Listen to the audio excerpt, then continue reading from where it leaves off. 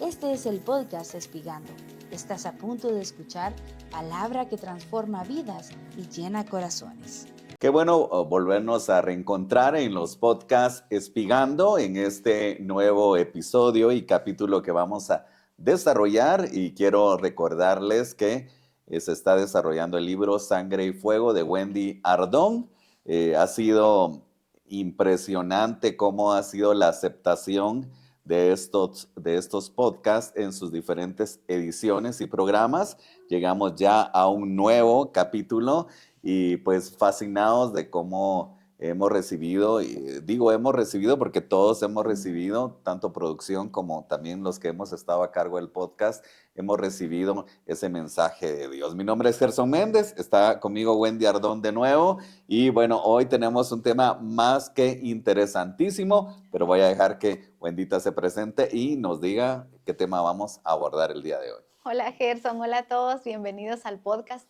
Y pues hoy vamos a hablar el momento en el que Jesús fue probado o los momentos en donde Él es probado para subir a la cruz, analizado como cordero y aprobado pues vamos a ver quiénes lo probaron y cómo fue aprobado para subir a la cruz.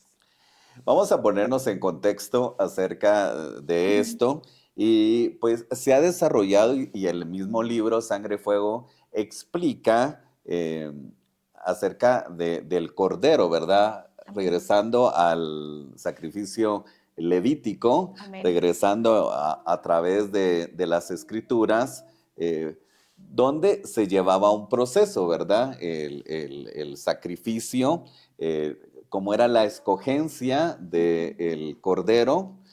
Y en eso pues vamos a hacer esta connotación y Wendy me ayudará a recapitular un poquito, ¿verdad? Cómo era este proceso levítico y cómo llegamos al punto de Jesús.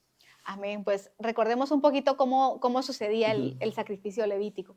Tomaba el sacerdote la oveja que traía pues el pueblo o quien quería expiar sus pecados y al tomarla habían dos cosas importantes. Número uno, analizar que el cordero estuviera óptimo, el sacrificio, ¿verdad? Haya sido aviar o vino. Y bueno, cuando dice óptimo, ¿cuáles eran los requisitos del cordero? No podía estar enfermo, perniquebrado, ciego, tenía que estar con buena salud, en óptimas condiciones de salud, ¿verdad?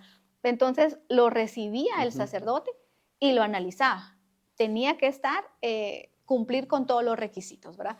Y cuando él veía que el cordero cumplía los requisitos, acto seguido ponía la mano, Levítico 1:4, ponía la mano sobre el holocausto y entonces transfería los pecados, ¿verdad? Ahí era donde el pueblo decía sus pecados, primero el sacerdote, lo que hubiera, mentira, ira, contiendas, lo que sea, pecados de la carne, todo se ponía sobre el sacrificio. Entonces se le ponía la mano al cordero o al sacrificio y se transferían los pecados. Después de eso, pues ya el corderito era degollado, se recopilaba la sangre, luego se degollaba, se le quitaba la piel, pasaba el holocausto y se le prendía fuego. Entonces Jesús tenía que pasar por eso, como cordero, ¿verdad? Porque eso era una sombra de lo que el verdadero sacrificio debía vivir. Tenía que ser analizado. En el caso del Señor, ser santo, sin mancha, sin pecado, lo que hablábamos, ¿verdad? ¿Será que habría algún mal pensamiento, algún momento de ira, algún pecado en el Señor? Nosotros podemos ver en la Biblia, podemos analizar la vida del Señor, pero Él tenía que pasar por ese filtro sacerdotal de ver, ¿es santo? ¿Está sin mancha? ¿Puede subir a la cruz o no puede subir a la cruz? Y ya nos explicaba, y también se desarrolla en el libro, que el sacerdote era el que analizaba el cordero. Amén. Pero ahora veamos a Jesús. Amén. O sea, ¿quién tenía que analizar, o si se puede entender de esa manera, quién tenía que analizar al cordero que representa a Jesús, o Jesús representando al cordero? ¿Quién lo tenía que analizar? ¿Quién tenía que comprobar que fuera un cordero limpio, apto para el sacrificio? ¿Quién lo comprobó? ¿Quién lo analizó? Hubo dos momentos. Ajá. Vamos a revisar los dos momentos por los que el Cordero pasa. Y uno de ellos es cuando sube al monte de la transfiguración. Cuando el Señor va a la transfiguración, dice que lleva con él a 3 testigos, ¿verdad? Se lleva a Pedro, a Juan y a Santiago. Y dice que van al monte el Señor con sus 3 discípulos.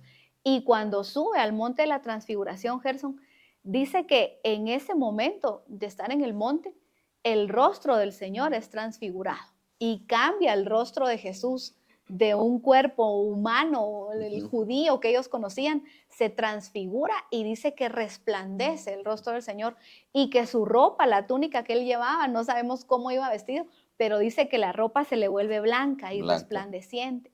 Y dice que cuando eso pasa y el Señor se transfigura, Pedro, Jacobo y Juan lo miran exaltado, lo miran glorificado, lo miran en una transfiguración, pasa de la humanidad a la gloria de Dios. Y ellos lo miran, los 3 discípulos lo miran, pero ahí sucede algo y es que aparecen 2 personajes. En el monte de la transfiguración dice que aparecen Moisés y Elías. Y están en el monte y Pedro, Jacobo y Juan los ven y los reconocen. Ellos saben que son Moisés y Elías. Y dice que el Padre ve a su Cordero. Recordemos que Jesús es el Cordero de Dios. Y cuando el Padre lo tiene en el monte de la transfiguración, como que le pasa un escáner, ¿verdad? A su Cordero. Hay el momento en donde, como cuando los sacerdotes tenían al Cordero y lo analizaban, el Padre mira a su Hijo con los ojos de Dios y dice, este es mi Hijo amado y en él tengo toda mi complacencia. O sea, no hay pecado en él. Y el Padre lo aprueba como que le diera el chequecito. Este Cordero está aprobado. Ese es el primer filtro, si se quiere decir de esta manera. Si pudiéramos decirlo de esa forma, por ejemplo. El Padre dice, este Cordero me complace. Recordemos aquel pasaje de Malaquías en donde el Padre dice, ustedes me traen corderos, digámoslo en el contexto, que no me complacen. Corderos ciegos, perniquebrados, enfermos. Y dice, y eso me traen al altar y eso me ofrecen. Le ofrecerían eso a sus baales, le ofrecerían eso a sus dioses. ¿Por qué a mí me traen el desperdicio? ¿Por qué me traen esto que no me agrada? Eran los corderos que Israel estaba llevando. Pero cuando el Padre ve al cordero, dice, tiene toda mi complacencia, es perfecto, es santo, es puro, es sin mancha, sin pecado. Y le complace al Padre de tal manera que lo aprueba y dice, este cordero está sin mancha.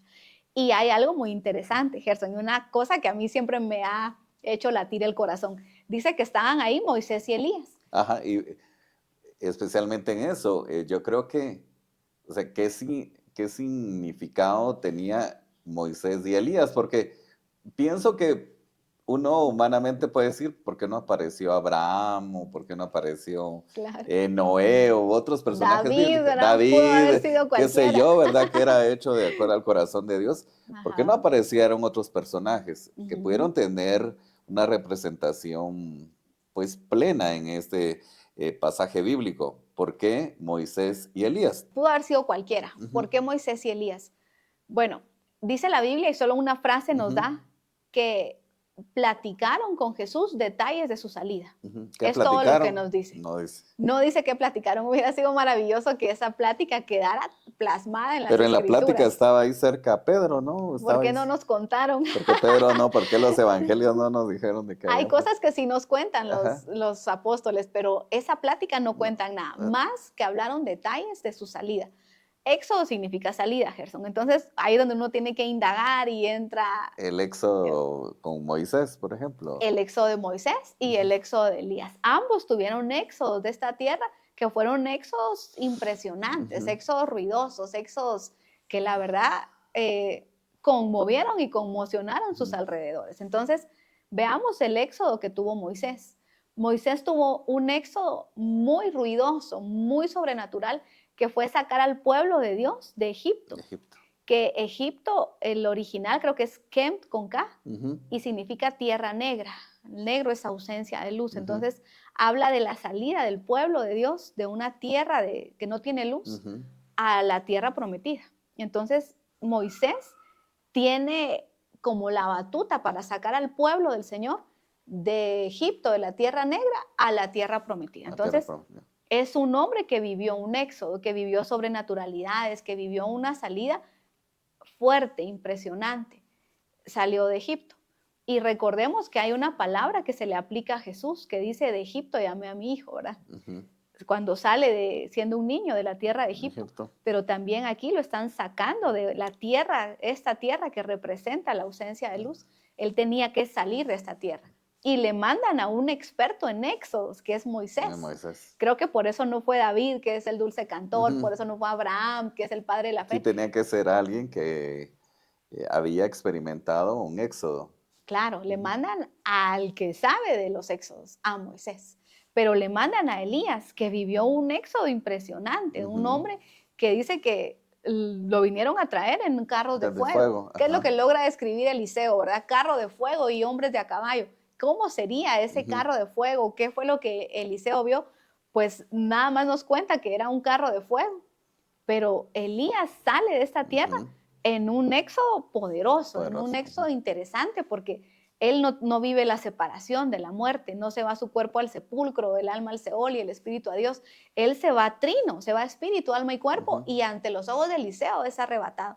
Entonces le mandan a Jesús, Gerson, 2 expertos en éxodos, y dice que hablan detalles de su salida. Entonces ellos traían especificaciones de la salida del Señor Jesucristo. Él podía salir de muchas maneras, o sea, siendo Dios, él podía abandonar el cuerpo e irse, pero el éxodo que nos iba a bendecir a nosotros era subir a la cruz, derramar toda su sangre y morir, separar cuerpo, alma y espíritu, que su cuerpo muriera en ese madero, después ir a un juicio y luego vamos a estudiar esos detalles, pero el éxodo que nos iba a bendecir a nosotros, no a él, a nosotros, era que él tomara todos nuestros pecados, se subiera a esa cruz y muriera como un maldito. A él le dieron detalles de su salida y esa fue la plática, interesantísima plática, detalles de la salida de Jesús, que hoy sabemos cómo fue la salida, porque sabemos que él no dijo me voy al Padre y adiós, sabemos que no ascendió al cielo y se fue como Elías, sabemos que él se volvió un maldito, habiendo sido santo sin tener comunión con el pecado, tomó la forma de pecado, según 2 Corintios 5, dice que por amor a nosotros, Dios lo trató a él como al mismo pecado. Él tenía una forma de salir que nos bendecía. Pudo haber salido, yo lo he pensado muchas veces, pudo haber envejecido, esperar morir de, no sé. Bueno, no hubiera muerto porque el aguijón de la muerte es el pecado. Es una cosa también que hay que saber. Él no hubiera podido morir por ejemplo, una enfermedad o ahora que dije esto, por vejez. Él no hubiera podido morir por eso, porque dice que la muerte tiene potestad sobre un cuerpo por un aguijón. Cuando nosotros dejamos entrar un aguijón, ahí la muerte tiene potestad y ese aguijón es el pecado. Entonces, ¿por qué nosotros podemos morir? ¿Por qué yo si salgo ahorita aquí del set y atravieso la calle y pasa un carro y me atropella? ¿Por qué muero? Porque yo dejé entrar el aguijón de la muerte, que es el pecado. Pero él no tenía pecado, entonces la muerte no tenía potestad sobre él. Entonces, de hecho, él venció a la muerte, ¿no? Claro, él fue vencedor sobre la muerte. Entonces, ¿cómo tenía que salir Jesús de esta tierra? Primero, siendo un maldito, tomando el pecado, no propio, sino de todas las creaciones, de todas las criaturas, de todos los seres, haciendo esa transferencia, recibiendo todos nuestros pecados, subirse a la cruz, ser un maldito y entregar el espíritu. O sea, a él nadie le quitó la vida, él la puso. Pero lo que ellos platicaron fueron detalles de su éxodo. Y dice que Pedro, Jacobo y Juan estaban ahí viendo y escuchando esa maravilla. Gerson, ellos vivieron uno de los cultos más maravillosos que la Biblia nos describe. Jesús transfigurado, Moisés y Elías presentes, hablando detalles del éxodo de Jesús de esta tierra. Tan fascinante fue que Pedro dice, Señor, hagamos 3 enramadas, 3 casitas de campo aquí, una para ti, una para Moisés y una para Elías, y quedémonos a vivir aquí. O sea, él se hubiera querido quedar a vivir ahí, y Jesús le dice, no, tranquilo, es necesario que bajemos. Y abajo había un problema, o sea, ellos tenían que bajar porque había mucho todavía que vivir, y tenía él que subir a la cruz. Pero entonces, una de las, como usted dijo, uno de los filtros que pasa el Cordero. Por decir, como el primer análisis. Es del Padre. El Padre tomando a su Cordero. Y que esto no era un juego, Gerson, no era, bueno, ve y ya sabemos que vas a vencer. No, el Señor pudo haber fallado, Él fue tentado en todo y pudo haber tenido un mal pensamiento, una reacción, un pecado. Claro que era posible porque Él era 100% hombre, entonces por eso requería el análisis, a ver cómo te fue estos 30 y pico de años. Cómo ha estado tu mente, cómo está tu corazón, cómo está tu alma. Y cuando el Padre recibe al Cordero en el monte de la transfiguración, con Moisés y Elías de testigos, ¿verdad? ¿Qué va a pasar? Dice, me complace. Este Cordero es de toda mi complacencia. Platiquen la salida, hablen del éxito. Se podría decir, bueno, no sé si utilizar estas formas, pero podríamos decir que sí, el análisis o la evaluación la hizo Dios, pero Amén. puede ser también que tuvieron incidencia Moisés y Elías, pues, o sea, que ellos también analizaron el cordero, ¿no? Yo creo que más ellos iban a platicar A detalles platicar. de la salida. Sí, porque ellos estuvieron con él en el monte de la transfiguración, Ujú. pero creo que más era para Explicarle, platicar, o sea, sí, detalles de su salida, de su es como éxodo.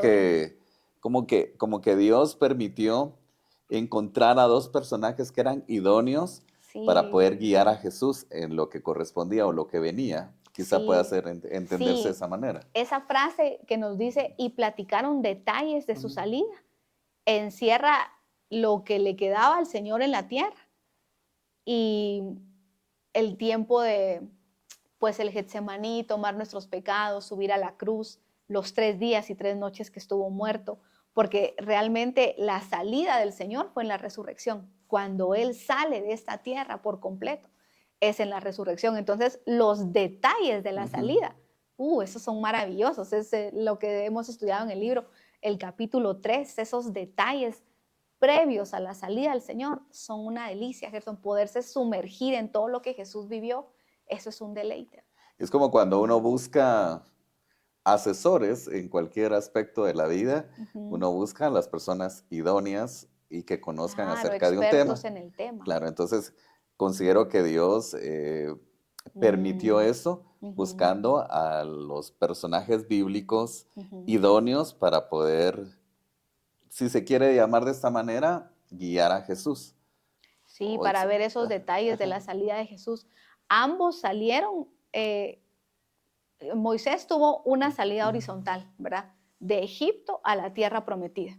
Vivió cosas ujú. maravillosas, pero fue un éxodo horizontal y Elías tiene un éxodo vertical. Entonces, ambos tenían mucho que decirle al Señor de los éxodos, de la salida. Y pues yo creo con todo mi corazón que traían instrucciones del Padre, porque dice, y Ujú. vinieron a platicar Sí, detalles de pues la salida traían. de Jesús. Traían instrucciones, Gerson. Se puede decir que ese fue como el primer análisis o el Así primer es. filtro, pero existe uno más. Sí, Ah, existe uno que es muy impresionante. Este fue maravilloso porque el Padre recibe a su Cordero, se ujú. complace, es audible la voz, este ¿Cuándo es se da mi Hijo esto? amado. El que estamos hablando Ajá, ahorita, que es la el de la transfiguración. transfiguración, Ese es ajá. el Padre. Y es hermoso, y es Ujú, glorioso, y hay transfiguración, y es un análisis ujú, bonito. El siguiente no es tan agradable, porque así como el Padre recibió al Cordero, las tinieblas también querían ujú, analizar ese Cordero. El reino de las tinieblas estaba ávido a saber, veamos al Cordero, ujú, a ver si de verdad no hay pecado. ujú. Ellos habían tirado contra el Cordero de Dios toda clase de tentaciones, toda clase de armas. Yo siento y siempre he creído que habían lanzado todo su arsenal para hacer caer al Hijo de Dios en pensamientos, en ofertas, en todo tipo de tentación. Por eso dice Hebreos que él fue tentado en todo, pero sin pecado. Entonces las tinieblas querían analizar, Ujú. algo tuvo que haber pegado, porque si hubiera entrado algo, ese es el aguijón de la muerte. Si un pecado hubiera entrado al Cordero, la muerte tenía Tenía potestad sobre él. potestación. Entonces, él llega al Getsemaní. ¿Se recuerdan de cuando llega al monte Getsemaní? Ujú. Dice que le dice a los discípulos, estoy en agonía, dice una versión, estoy Ajá. angustiado hasta la muerte. Él tenía una angustia. Y a veces podemos llegar a pensar, es que no quería ir a la cruz, ¿verdad? Es que le daba Sí, miedo la tenía cruz. como cierta duda, quizá. Ajá, que prefería Ajá. no subirse a la cruz. Pero Isaías dice que Jesús tenía el gozo puesto por Ujú, delante de él, que él tomó la cruz con gozo, con alegría, porque él sabía que la cruz era nuestra salvación. Entonces había algo que él no quería del plan de ujú, salvación, que no le agradaba, que era más pesado que la cruz. Y dice que le dice a sus de confianza, a los 3 amigos, a los mismos que subió a la ujú, transfiguración, les dice, estoy angustiado hasta la muerte, ayúdenme a orar, oren conmigo. Y les dice, oremos un rato. Y los deja orando y él se ujú. aparta, se va al Getsemaní y le dice al Padre, ellos tenían un plan preexistencial, Gerson, el que hablamos el otro día, que desde Tito 1:2, antes de la fundación del mundo, nos presentaron al Cordero, nos dijeron, Él es el Cordero. Cuando lleguen a la tierra, Ujú. lo pueden, ahí confirmen su creencia en Él, acéptenlo como su Salvador y van a regresar al cielo. El ciclo se va a cerrar. Pero ellos tenían un plan preexistencial, pero cuando él está frente al plan, en el momento del plan, le dice al Padre, ¿habrá otra manera? Yo sé que ya hicimos un plan, yo sé que ya tienes esto, pero ¿habrá otra manera? Si puedes, le dice, pasa de mí esta copa, yo no me quiero beber esta copa. Pero dice que el Señor tuvo una batalla ahí, que sudó como gotas de sangre y que la muerte lo visitó en el Getsemaní. Entonces, ahí tendríamos que hacer un análisis muy grande. Los podcasts son muy cortos, creo que ahorita ya vamos como en un tercio del tiempo, pero tenemos que analizar las potestades, Gerson. A veces creemos que en las tinieblas es el diablo, demonios, espíritus inmundos y eso es todo. Y no, el diablo es uno de tantos, pero hay seres más altos en rango que el diablo. La Biblia nos habla del diablo, ¿verdad? De la serpiente antigua, Satanás, pero hay seres en rango que son más altos que él, ¿verdad? Así como hay potestades del reino de los cielos, hay jerarquías. La Biblia nos enseña que sobre un alto siempre tiene que haber otro más alto y sobre ese otro que le vigile. Y las tinieblas son imitadoras. Entonces el diablo sí es un ser de las tinieblas, es un enemigo, pero sobre él hay otros seres que son más importantes, que son más grandes, como la muerte, como la cautividad. Hay otros seres, Abadón, Leviatán, hay muchísimos seres que son elevados en rango más que el diablo. Y cuando mandaron a revisar al Cordero de Dios, a analizar la viabilidad que había de que ese Cordero fuera nuestro Salvador, enviaron a su representante más importante, Gerson, a una autoridad de las tinieblas que se conoce en la Biblia como la muerte. No la muerte, el acto de ir al sepulcro y de separarnos, sino la muerte como potestad. Como potestad. Y la muerte llegó al Getsemaní, y la muerte se hizo presente y el Señor tuvo una batalla con la muerte, porque llegó a analizar si su aguijón había pegado en el Cordero de Dios, si había habido una cosa pequeña, por muy insignificante que fuera, una mentira, un pensamiento, aunque tendemos a hacer eso, ¿verdad? Catalogar los pecados, pero algo que hubiera pegado en más de 30 años de vida. La muerte llegó como a pasar un escáner y ver, entró algo aquí para ver si tengo potestad, para ver si puedo tocar esa vida, porque si hay pecado, la muerte tiene potestad.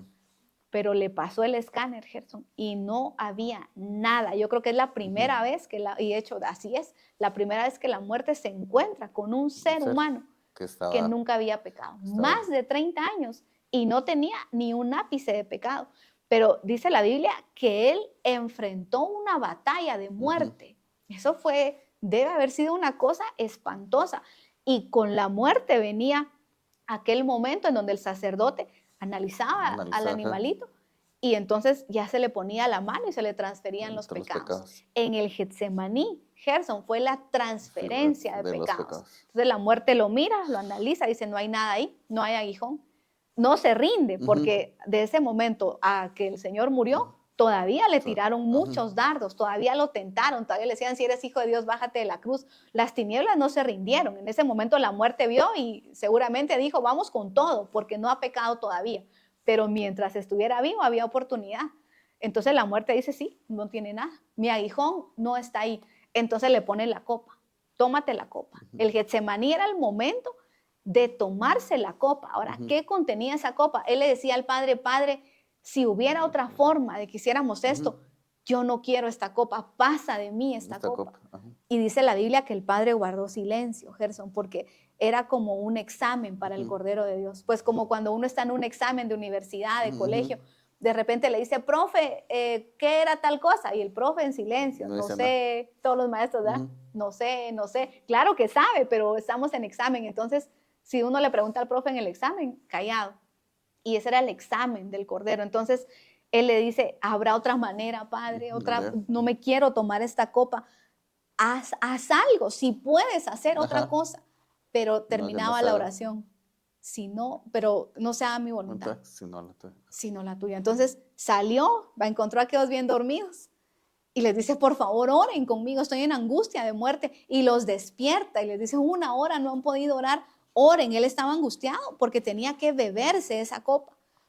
¿Qué era esa copa, Gerson? Porque no era la cruz, nos queda claro que la cruz no le daba miedo. Sí, porque muchos, perdón que haga una interrupción, muchos he escuchado la interpretación de que eso simboliza o sea, si tengo que morir en la cruz o hay otra forma de poder No, yo perdonar también los he oído pecados. eso, Ajá, sí, eso que dice, saquémonos lo de o la sea, mente. cuando dice,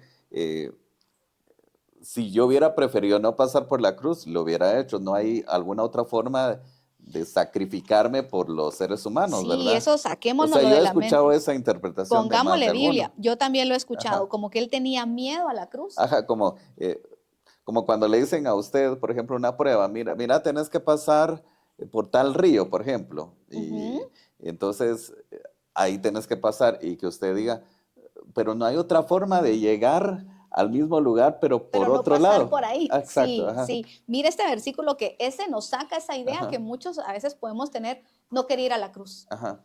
Dice, es Juan 12:27. Dice, ahora está turbada mi alma, es Jesús Ujú, hablando. ¿Y qué diré? Padre, sálvame de esta hora. Eso que estamos diciendo. ajá, Podré agarrar por otro lado, pensando en la cruz. Y él dice, mas para esto he llegado a esta hora. ujú, O sea, él está haciendo, ¿qué le voy a decir al Padre? Sálvame de la ujú, hora de la cruz, si para esto he nacido. Y dice más bien, Padre, glorifica tu nombre. ujú, Entonces, Jesús no tenía miedo a la cruz, pero sí había algo que a él le repudiaba de esa copa. Había algo repugnante en esa ujú. copa que 3 horas le cuesta al Señor beberse esa copa. 3 horas de agonía, ¿Y qué Gerson. era eso? Pues esa copa contenía nuestro pecado. Miren, hay un pasaje maravilloso Es para esta decir, copa. Jesús evaluaba que la copa estaba llena de pecado, o sea, era pecado, Ujú. y que él dijo, pues, o sea, era tan inmenso el pecado que él no quería tomarse esa copa, algo así, ¿no? Sí, la copa era la copa de la ignominia. La Ujú, copa representaba que en ese momento, así como aquel cordero ujú. inocente, iba a Sí, recibir la maldad de ajá. todos, O sea, era todo pecado. tan profunda, tan inmenso el pecado que existía en la humanidad. Y en todas las creaciones, acuérdese que de tal manera amó Dios al Ese cosmos, era recibir el todo el pecado. pecado. La representación del pecado de todos los tiempos, de todas las creaciones, de todas las formas, porque no era de ahí para Ajá. adelante, era todo de ahí para atrás, de toda creación, de todo. De hecho, los ancianos alrededor del Ujú, trono, cuando ven al Cordero, les dicen, tú nos has redimido. O sea, que ujú. hasta el pecado de ellos fue el pecado de todos. El único Salvador posible es Jesucristo. Y esa copa representaba el pecado de toda creación y de todos los ¿Qué tiempos. tan Gerson. fuerte era lo que había en la No, es copa? una cosa impresionante. Habacuc 2:16 dice, te has cubierto de deshonra y no de gloria. Bebe tú también y enseña tu desnudez. El Señor te pasará su cáliz, que es la copa. Ese es un cáliz. Ujú, Y tu gloria se convertirá en ignominia. O sea, la gloria de ese ujú, hombre santo que la muerte dijo, no hay nada, en este ujú, no hay nada. Y yo me imagino la nube de testigos que ujú, siempre está viendo, que siempre está presente, dando gloria a Dios ujú. por ese cordero precioso, maravilloso. Pues Habacuc dice, pues esa gloria tuya, si te bebes el cáliz que el Padre le está dando, dice el Padre te pasará su cáliz, tómatelo. Y yo me imagino al padre en silencio, Gerson, poniendo la copa ahí y el hijo llorando como gotas de sangre. Dice que sudaba, estaba en angustia, en agonía, el hijo de Dios sufriendo 3 horas, sufriendo. No quiero, no quiero beberme esa copa. Pero Padre, que no sea mi voluntad, Ujú, que sí, sea la tuya, porque esa copa, Gerson, lo iba a convertir a él en un malvado, en un pecador, sí, en todo lo que nosotros hacemos, hemos hecho y haremos, y todo lo que toda criatura ha podido hacer lo iba a convertir a él en el pecado. Entonces el padre en silencio, yo me imagino siempre esa escena, el ujú, padre callado, pero pensando, tómate eso, porque si no te lo tomas, no lo salvas. ujú, Si no tomas la forma de pecado, no los vas a poder salvar. Era como ese corderito en el altar, cuando el sacerdote ujú, decía, ahora tú eres el adúltero, tú eres el asesino, ujú, tú eres el mentiroso, tú eres el homosexual, la ovejita inocente recibiendo pecado que ujú. no le correspondía a Gerson porque era santa, porque no tenía maldad. Pues ese es el Cordero de Dios, el Padre, toma mi cáliz, ahí está, y contiene toda la maldad. Y solo déjenme leerles este pasaje de Corintios, segunda de Corintios 5:21. Esta es la versión BLP, Es la Biblia latinoamericana, creo, palabra hispanoamericana, la palabra hispanoamericana creo que es, pero dice, al que no tuvo experiencia de pecado, porque él nunca pecó, él no tuvo ninguna experiencia con el pecado. Dice el apóstol Pablo en Corintios, Dios lo trató por nosotros como al propio pecado. O sea, si alguien piensa, es que este pecado sí es muy grande, este pecado sí no me lo va a poder perdonar Dios, segunda de Corintios dice que Dios trató a su cordero como al propio pecado. El Señor, gracias a Dios y gracias a Jesucristo, se bebió esa copa. Dice que agarró la copa contra toda su voluntad porque él no quería. Pero esa es la oración. La oración es para que perdamos forma. La oración es para que le digamos al Señor, yo no quiero, a mí esto no me complace, yo no me quiero beber esto, pero que sea tu voluntad y no la mía. Yo no quiero pasar por esta agonía. Yo precisamente ahorita estamos con mi familia pasando un momento muy álgido, muy ríspido. Y es una oración, yo no quiero soltar O sea, uno esto. quisiera evitar ciertos Vaya si procesos no. en la vida. No, con eso estamos diciendo que Jesús quería evitar la cruz, sino el cargar con todos los pecados. Beberse el pecado. Beberse el Él pecado. quería evitar a Porque al toda fin costa eso. es como que a usted le den una copa y que le digan, este es veneno y te lo tienes que tomar. Claro, y es que el pecado es un veneno Claro, pero degenerativo, dígame involutivo. quién en su sano juicio, como se dice coloquialmente, Claro. le dan una copa con veneno y o sea, te lo tienes que Y tomar. es que usted lo dijo literal, Ajá, Gerson, el pecado es un veneno. exacto. Y Jesús, esa era la agonía que tenía, Él no ¿no? quería, es que él es santo y la Ajá. santidad es no tener comunión con el Porque al pecado. fin él se hizo maldito, Sí, no siendo el maldito.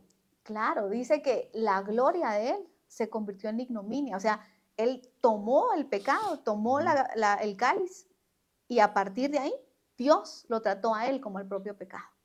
A partir de ahí empieza la agonía del cordero, porque saliendo del Getsemaní, si recuerdan, él venía de la cena, había repartido el pan, les había establecido la cena del Señor, había dicho que uno lo iba a traicionar y de ahí salen para el Getsemaní. En ese momento ellos salen a la oración del Getsemaní cuando el Señor se bebe la copa. Dice que sale a los discípulos y les dice, no pudieron orar conmigo. Y les dice, duerman ya. Y les da una palabra. Dice, la hora de las tinieblas ha llegado. Pero ni durmieron porque dice que diciendo eso, vienen los soldados con palos, imagínense, con palos, con espadas, con lo que encontraron. Y él le dice, vienen a mí con palos, he estado con ustedes toda la vida, todos los días, en el templo, en todos lados, y vienen a mí así. Pero le preguntan, ¿quién es Jesús? ¿Quién de ustedes es Jesús? Y él responde la palabra más hermosa que podemos encontrar en la Biblia, que es yo soy. Yo soy, el Dios de los dioses. Y dice yo soy, y dice que todos se caen al suelo. El único que queda de pie ahí es Jesús. Cuando él dice yo soy, todos caen al suelo. Pero mire, Gerson, para que veamos que no es una evidencia el caer al suelo, ¿verdad? De repente hay cultos en donde la gente quiere caer al suelo. Y estos cayeron al suelo y se levantaron igual a apresar al Hijo de Dios, a quererlo llevar preso. Y ninguno se convirtió por haber caído al suelo, pero dice que todos cayeron. Yo me los imagino el poder del yo soy y los botó al suelo, pero después se sacudieron y le dijeron, bueno, te vienes preso porque te vamos a llevar. Y así es, dice que en ese momento Pedro agarra una espada, no sé si se acuerda de esa escena. Sí, que le corta la oreja a uno de los... Le corta la oreja a Malco, dice que, pues, que él no era hábil en la espada, seguramente lo que quería era degollarlo, no sé. Pero dice que en su movimiento, mal movimiento de un pescador, ¿verdad? Con una espada, le corta la oreja a Malco. Y mira el poder de Dios que dice que recoge la orejita y se la pone. ¿Se imagina el contacto que Malco sintió de la mano santa de Jesús?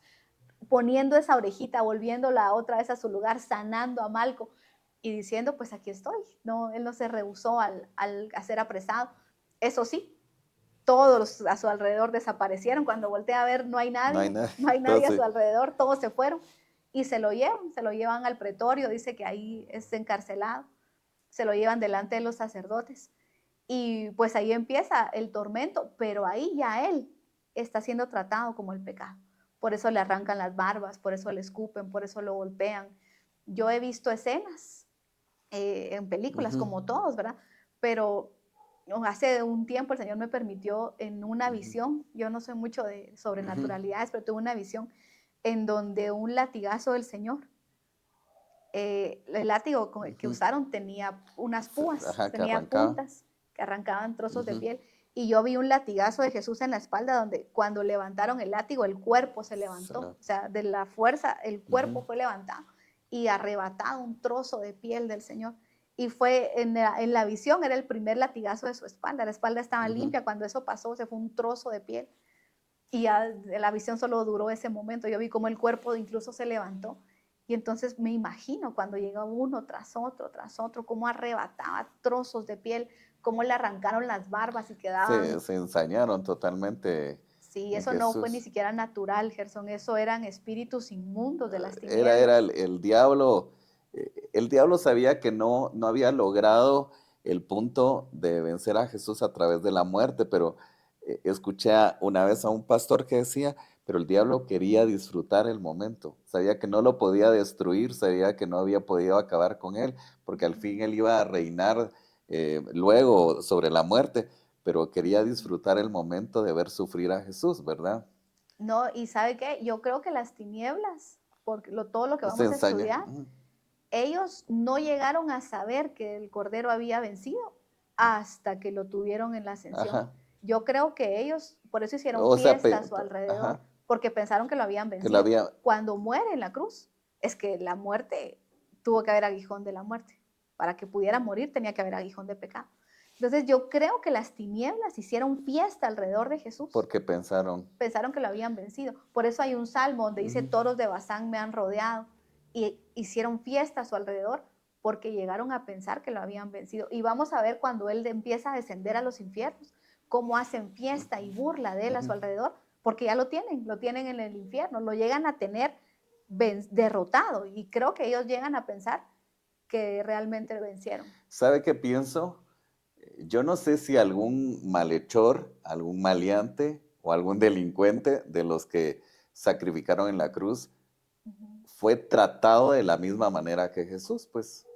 Porque usted puede pensar, bueno, a todos los trataban de esa manera, a todos los crucificaban de esa manera, o todos pasaron por eso. Quiero pensar que no fue tan cruel y tan violenta la muerte como con Jesús. Claro. Pero es por lo que usted explicaba acerca. Sí, tenían que desfigurar el cuerpo, o sea, yo no sé si todos terminaban desfigurados. No lo creo. Porque se habla de dos malhechores que estuvieron a la par de Jesús. Ajá. Yo no sé si ellos estaban tan desfigurados como Jesús. Que de hecho, Gerson, la historia nos cuenta en la narración bíblica que ellos dos todavía no habían muerto. Por eso mandaron a pedirle, por favor, déjanos matar ya a estos porque se nos vienen las 6 y tenemos que bajarlos. Entonces autorizan que los maten y llegan los soldados romanos, no sé con qué, con un mazo, no sé con qué, le quiebran las piernas al primer hombre. Entonces, al quebrarle las piernas, el torso baja, el tronco baja y hay una asfixia y muere. Entonces dice que le quiebran al primer hombre porque no, pues como no había tanta herida expuesta, como usted dice, ese no había muerto todavía, pasaban horas y horas. Sí, o sea, que no era tan, sí, obviamente sí eran tratados mal, pero no tan profundamente como Jesús. Es que Jesús dijo, la hora de las tinieblas ha llegado. Las tinieblas se ensañaron. Se ensañaron totalmente. ¿Y sabe qué pensaba dentro de todo esto? ¿Y qué pasaje venía? Perdón que nos extendimos un momentito. Es que usted hablaba acerca de que el infierno hizo hasta lo imposible porque pasara eso. Pero inclusive tentar a Jesús. Y venía a mi mente el pasaje, creo que fue Pedro, o usted me corregirá, cuando él dice, no, si yo pudiera entregar mi vida por ti, algo así, como que le da a entender a Jesús. Bueno, cuando Jesús dice que estaba anunciando su muerte y Pedro le dice, Señor, ten compasión de ti, ¿verdad? No te acontezca tal cosa. Y donde él le dice, como calla, Satanás, algo así, ¿verdad? Lo reprende. Imagínese hasta en ese punto, pues, no en defensa o acusando a Pedro, pero hasta Satanás sobró en este momento. ¿Verdad? Sí, fue un decirle, no, Señor, ¿cómo vas a pensar que te va a pasar eso? Debe haber otra forma, ¿verdad? Pero la forma en que Jesús le dice, ¿verdad? Sí. Porque sabía que no era Pedro humanamente hablando, sino que era el enemigo tratando de tentarlo y decirle, ¿por qué vas a morir así? ¿No? Claro, y ese apártate de mí, Satanás, es que de alguna manera era una tentación. O sea, es lo que hemos estado hablando. El infierno hizo hasta lo imposible por tentar a Jesús y hacerlo caer en pecado, ¿verdad? A los ladrones que le puso a la par, Ajá, los ajá. dos venían molestando a Ujú. Jesús. No era que uno era bueno y el otro malo, Sí, pues, los ajá. dos eran igual de malos y como todos nosotros. Y los dos le venían Bájate. diciendo, ¿por qué? Pero si tú eres Dios, haz algo. Y cuando lo tienen ahí, bájate y bájanos Ujú, también a nosotros, ¿verdad? Haz algo, tú tienes el poder de hacer esto. Pero a mí me gustó mucho algo que le escuché a un ujú, apóstol que la verdad me impresionó. Y él contaba que en la cruz habían escrito el rey de los judíos, en hebreo, en ujú. latín, pues probablemente en arameo, ahora que era lo que hablaba. Y pues eso se escribe al revés, por lo menos el hebreo. Entonces, las letras que le quedaban al ladrón de la cruz, dice que cuando él volteó a ver la cruz, las letras que le quedaban a él, las iniciales, donde decía rey de Ujú. los judíos en los idiomas distintos, eran YHWH, que es el nombre de Dios. Entonces, a mí me impresionó mucho eso, porque a Dios le importa tanto el alma de una Ujú, persona que hace lo que tenga que hacer y mueve lo que tenga que mover para que aunque sea en los últimos ujú. momentos de la vida, uno reciba la revelación del Hijo de Dios. Y a mí me impresionó eso porque ese ladrón estaba fastidiando al Señor. Ujú, Bájate y bájame, si es que eres, bájanos. ujú, Y de repente voltea a ver y le queda el rótulo y mira YHWH. ujú. Y eso a mí me conmovió mucho porque tanto nos ama Dios, Gerson, que Que dijo, nos este va a es- estar ahí, pero ¿cómo le hago para que entienda que el que está ahí colgado es su Salvador, que el que está ahí en ese madero es mi Hijo, es Dios y es la única esperanza que tiene Y que para al fin sí salvarse? lo reconoció, ¿no? Y al final ese mira YHWH Ajá, y dice, este es el Hijo ajá. de Dios, este es Dios, este Supo verdaderamente es Dios. identificar en sus últimos instantes de vida. Dios se lo Ajá. reveló, Gerson. Dios hizo lo que tenía que hacer, porque todo el que moría en un madero era un maldito. Y ese se lo merecía. Pero Dios amó a ese hombre como nos ama a todos nosotros y encuentra Dios la manera de llegar a nuestra alma, Gerson, para decirnos, hay una solución, hay un Salvador. Conoce a Jesucristo y sálvate y cambia tu destino eterno. Cerramos este podcast viendo cómo el Padre aprobó al Cordero para subir a la cruz. Las tinieblas no encontraron su aguijón y el Cordero de Dios pudo subir a la cruz. Y pues ya en el siguiente podcast vamos a ver qué pasó en la cruz antes de la muerte del Señor. Te esperamos.